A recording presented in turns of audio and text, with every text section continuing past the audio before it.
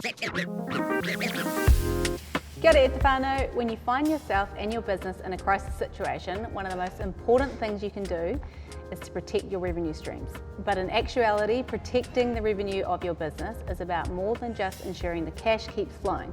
There are several things you need to take into account, and here to talk to us about that is Chartered Accountant Isaac Robertson from Tara Pounamu. Kia ora, Isaac, welcome. Kia ora, Rach, thanks for having me today. Cool, so we'll kick it off with the first question. So if we're hit with a crisis like we have with Omicron, Yes. What's the first thing we should do in regards to securing our revenue?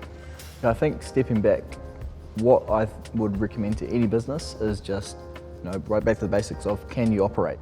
If, let's say, Omicron came out and lockdown 4.0 comes, and effectively your premise, or from your business premise, you might not be able to sell any products because everyone's at home. You might need to, pivot your strategy to go to online.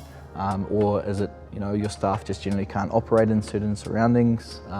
This is effectively the sort of things, or just basics of how are we impacted by this one-off crisis? And we talk about scenario planning as well.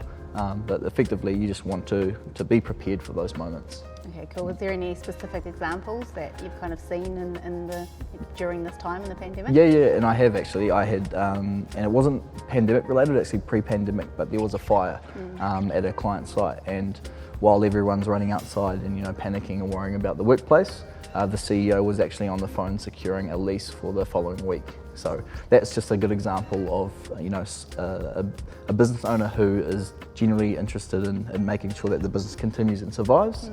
And going back to the main thing, how do we protect our revenue? Well, if we can't get any revenue, if we can't provide our clients, with what they need. So effectively, by doing that strategy, they were back into an office come Monday. Nice, so thinking ahead, right? So thinking ahead, that's right, yeah. Cool, okay. So when we talk about securing our business's financial situation, are we talking about just securing revenue, or is there more to it than that?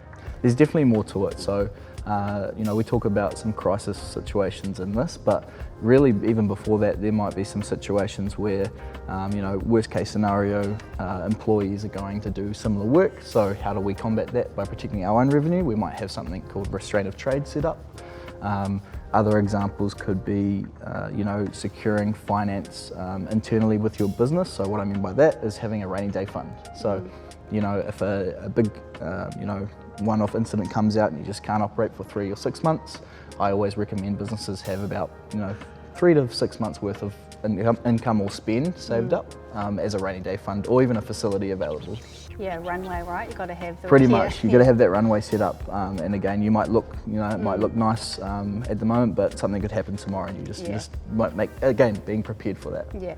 Talking about the facility, so working capital facility, is that what you're talking about? That's right, yeah. Okay, cool. And how do people go about getting access to that? And then they talk to the bank manager. What do you recommend there? Yeah, definitely. I would, hopefully they've got a nice support network around them, which includes an accountant. So we're actually talking about them, just getting the values right. So you don't want to go and get a massive facility when you only need, a portion of that.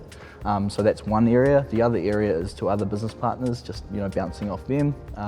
But definitely with the bank would be one area. You could have a commercial broker as well, who sorts that out for you. But effectively, you just want to talk to all of the different, components of your support network, and make sure that you know what you're signing up for as well, and all the fees that come with it too. Okay, cool. Is there any rule of thumb, like if you're a business the size of, under $1 million or 2 million plus, like for a size of working capital facility you should kind of have, or is there no? Yeah, there's no, well, what I always go back to is how much is your spend that you need for your business per month. Okay, so that's what are all your outgoing, so that's not only just your direct costs, your OPEX, everything, not just your staff salaries, but yourself as well. Okay. A lot of business owners will cut their own, give themselves a haircut and then pay everything else out, but you need to make sure that you're still including, because you've got yourself to look after. So effectively, what's that figure by a month, times it by 6, and that's a nice sort of figure to have. Okay, Yeah. cool, that's really good advice. So when we're in this kind of cost-saving revenue protection mode, what sort of frame of mind and approach should we take to this? Is this about switching into survival mode in the short term, or should we be thinking about maintaining the status quo, and what's the best approach in this kind of phase? Yeah, that's an interesting question. You've got, we've effectively explained the lean and mean approach. So What I mean by that is, you know, a lot of businesses will straight away, what cost can we cut? Okay, but what I want to highlight to any business when you're doing this is, are you, you know, detrimenting your quality and value that you're providing your customers? Are you, you know, cutting your team down? Effectively, staff is a main area or key area, staff expenses are a big or the major expense for most businesses. So that's generally one area that they'll look at and try to maybe do a restructure.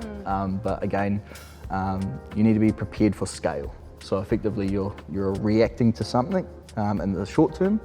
And what we're noticing now are a lot of businesses, you know, done some restructuring, and they actually, you know, cut some of their staff, and now the scale has come back, and everyone is short of staff. Everyone wants those people. Everyone wants those key people. So it's a balance of, you know, do you want to cut them, but you're only thinking about the short term because of that.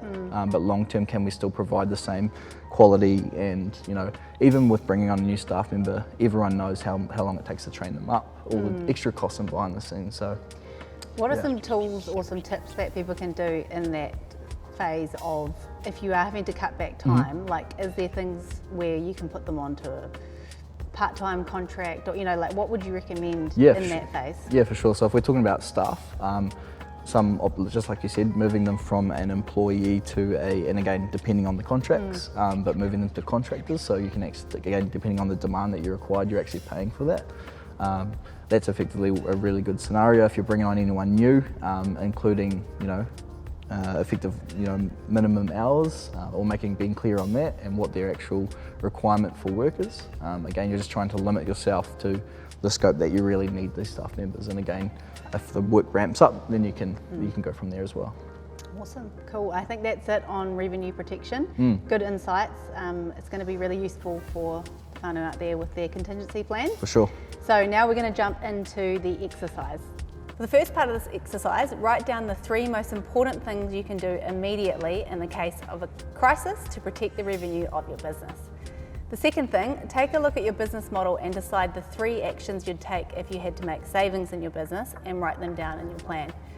For the third thing, you should already have a business as usual financial plan, but come up with 2 to 3 worst case scenarios for the financial management of your business in a crisis scenario, and write them into your plan. That's us. Thanks, whānau.